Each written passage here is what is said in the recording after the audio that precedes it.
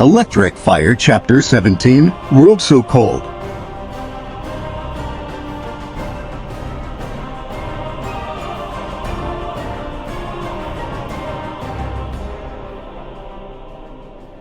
When I got to Sonic's room, he had each shirt laid out on the raised carpet. The tags were taken off of the shirts already. He couldn't decide which of the shirts to wear. Could tell as he looked at each of them. His shoulders slumped a bit. He definitely liked them all the same, so picking one wasn't going to be easy for him on his own. I think you should wear the one I found. Besides, I was thinking maybe we could stay up and watch Speed if it's alright with Tom and Maddie. Sonic just turned his head and looked at me, then gave me a smile. Hey, that's not a bad idea. They want mine. Besides, it isn't like I have a bedtime. I don't even have to go to school. They have a no wild animal policy, I guess, that goes for space hedgehogs to write. Tom tried getting me enrolled in school, but I wasn't allowed, but hate isn't the end of the world. No bus, no homework. It's a good life, though.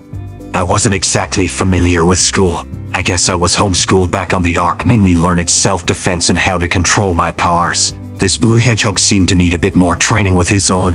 He's still a popping away. Keeping one emotion was my thing on how to control my own powers. Sure, I can express a little more than one after the raid. I kind of forgot most my training, so for now keeping a frown is easier for me. Sonic's power is emotion-based as well, it seemed. Okay, not all of my powers are only Chaos Blast. It's mostly based on fear and anger. The more rage, the more powerful the blast will be. Alright, so I guess we can watch Speed tonight then. Sonic nodded before he quickly slid the shirt on. It fit him pretty well, it almost went to his knees, but he didn't care. He was happy. As for me, I just put the Star Wars shirt on after taking the tags off. Everything was going fine so far. Sonic dashed downstairs to grab the movie, then came back up.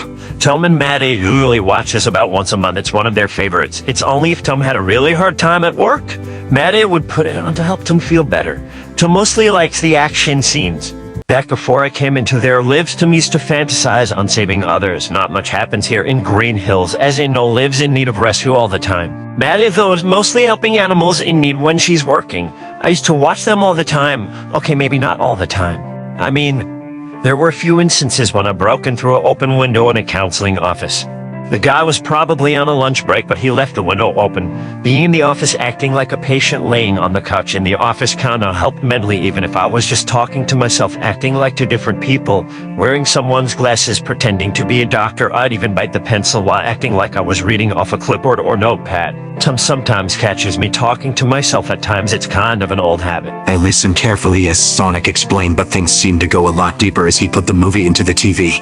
His ears drooped a bit as he explained what had occurred in the counseling office. I didn't exactly mind that he talked to himself at times. I mean, the guy had lived alone most his life. I don't exactly know what that's like since I never did experience life on Earth. I kind of went a little overboard when it came to that night on the baseball field. I pretended to be a batter, a pitcher, and a few other guests, even a player that had their mind elsewhere. A space case, I guess. I got a bit too in character there when I won the game well. I guess that's when the realization kicked in. I ended up running to each base, overwhelmed with emotion with each step as I touched each of the bases that were on the ground. Well, it ended up getting to be too much that I unleashed my energy.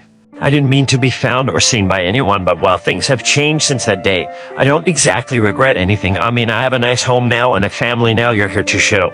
I'm actually glad that another hedgehog is around. I thought I was the only one left, honestly. It was kinda nice now that I think about it. It was nice to know that I wasn't the only hedgehog around as well. Maybe I was meant to find Sonic, but I brought danger with me, the guy from earlier.